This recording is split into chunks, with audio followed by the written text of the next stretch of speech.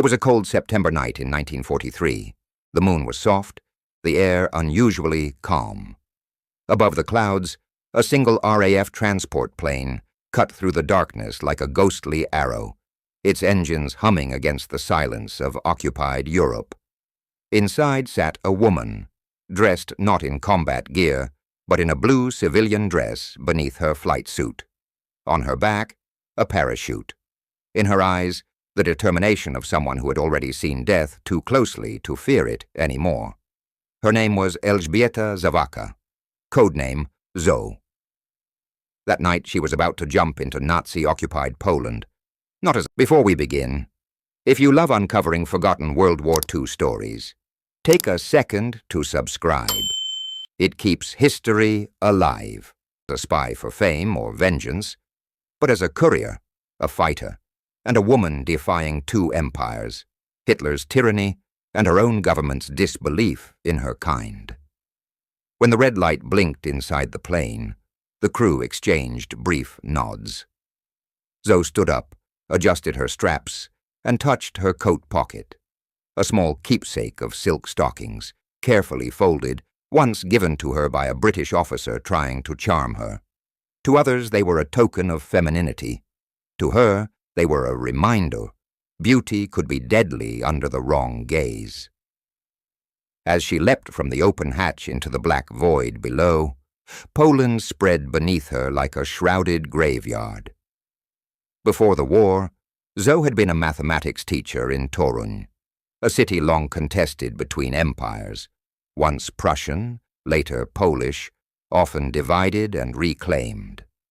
Her early life reflected her nation's destiny, torn yet unbroken. When the Second World War erupted in September 1939 and the German Blitz crushed Poland within weeks, Zoe refused to flee.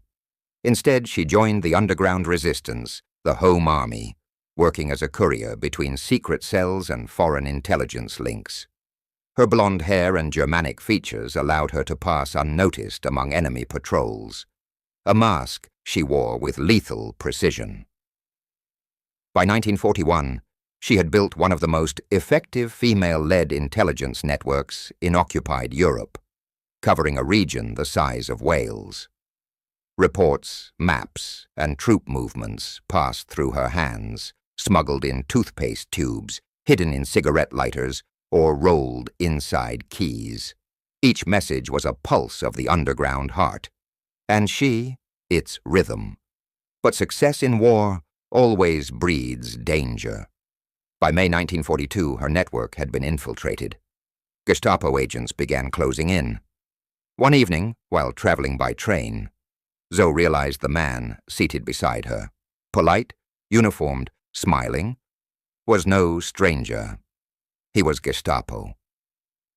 She waited until the train curved along a forest ridge, then without hesitation, leapt from the moving carriage into the night. The fall tore her hands and knees open, but she survived.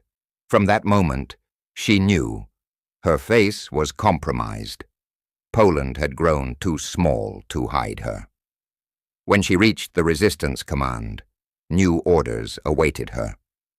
She was to cross the entire continent, through Berlin, Paris, and across the Pyrenees, to deliver vital intelligence to the Polish government in exile in days, London. It would be a 1,000-mile journey across a continent controlled by the enemy. Disguised under false papers, Zoe entered Berlin, the heart of the Third Reich. Each corner echoed with boots and banners. In Paris, her forged identity was nearly exposed when a hotel clerk confiscated her documents, remarking, "These are so perfect. We'll keep them as samples to prevent forgery." For a night, she prepared to die. By dawn, they were returned, and she walked away, unshaken. To reach Gibraltar, the last Allied outpost, she hid inside a water tank carriage attached to a train used by Nazi collaborator Pierre Laval. For hours, she crouched in darkness, her breathing shallow as soldiers passed inches from her. At one stop, the tank was drained. She nearly drowned, But she emerged alive, freezing, weak, yet undefeated.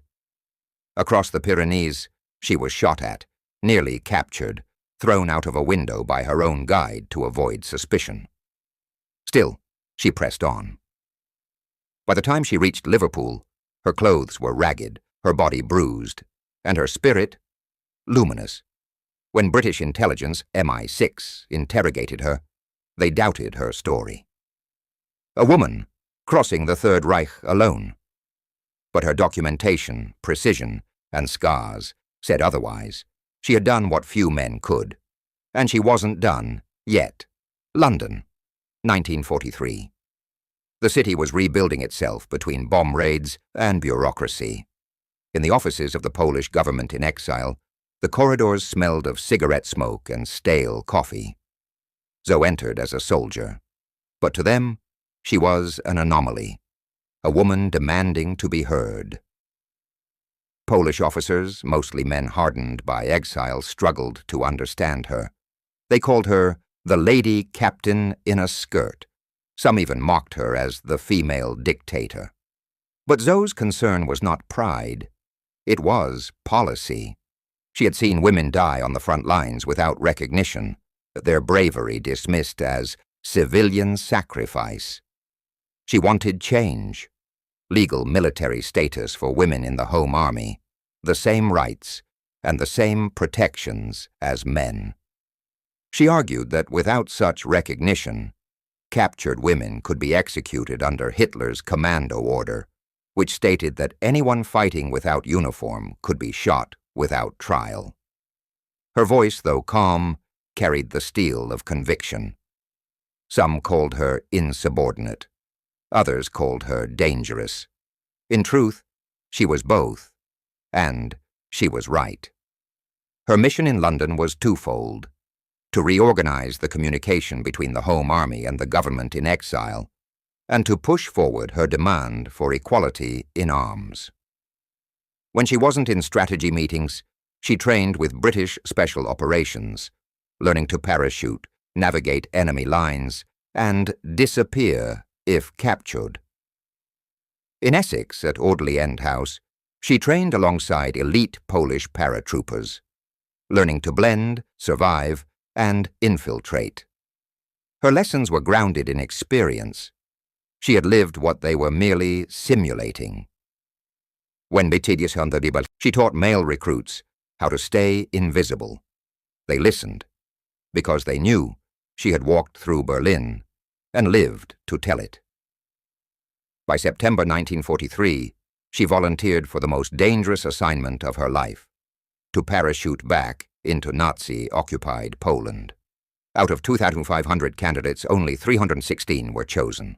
She was the only woman. That night, as she prepared for the drop, she folded her silk stockings once more, a quiet symbol of who she was and what the world refused to see. They were not vanity, they were disguise, the weapon of a woman in a world that underestimated her.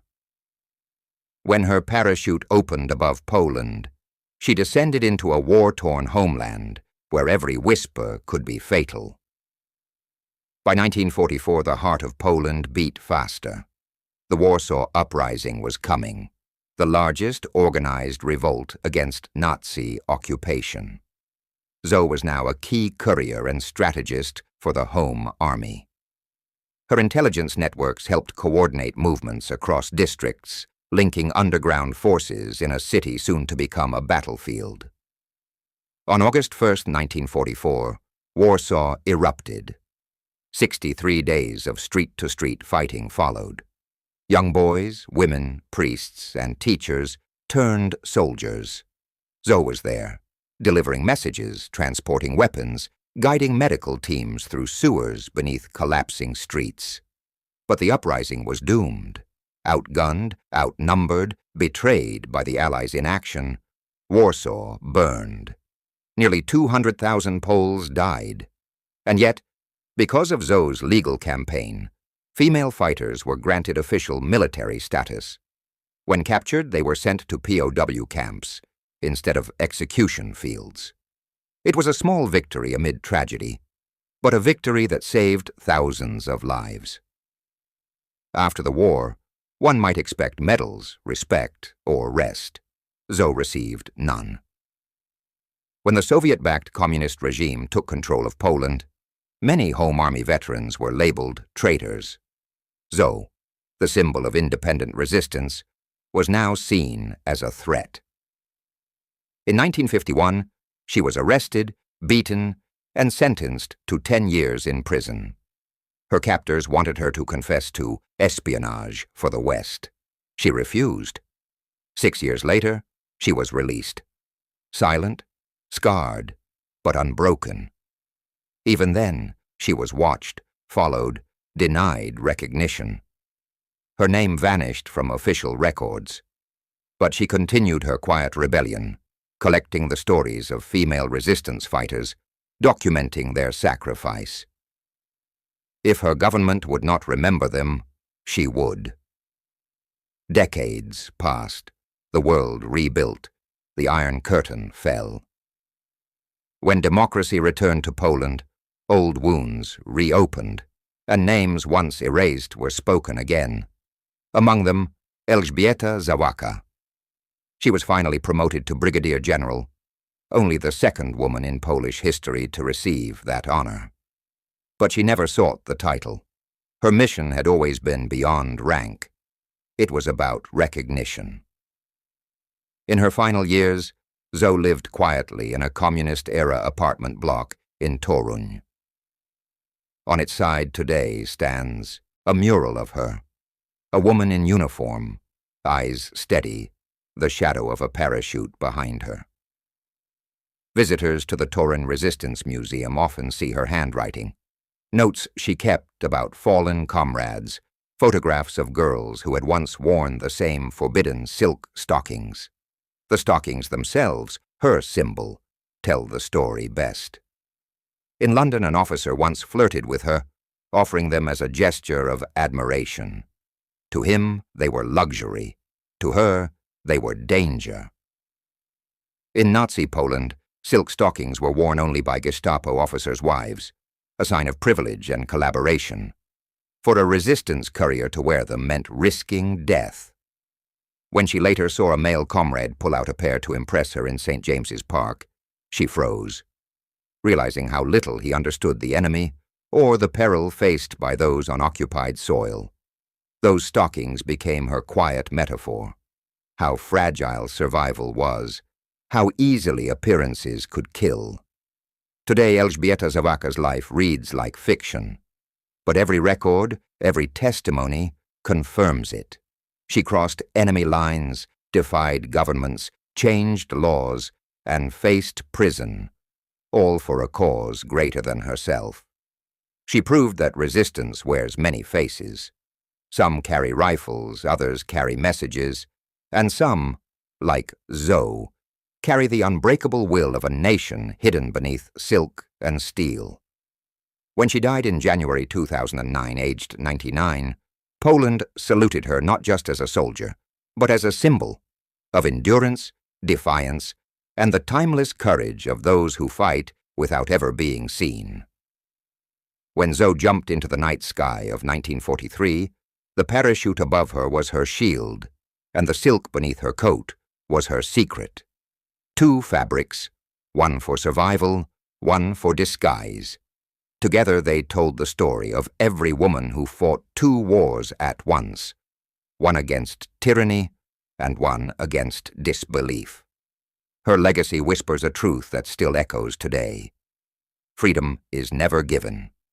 It is carried across borders, through fear, through silence, by those who refuse to stop moving, even when falling through the dark.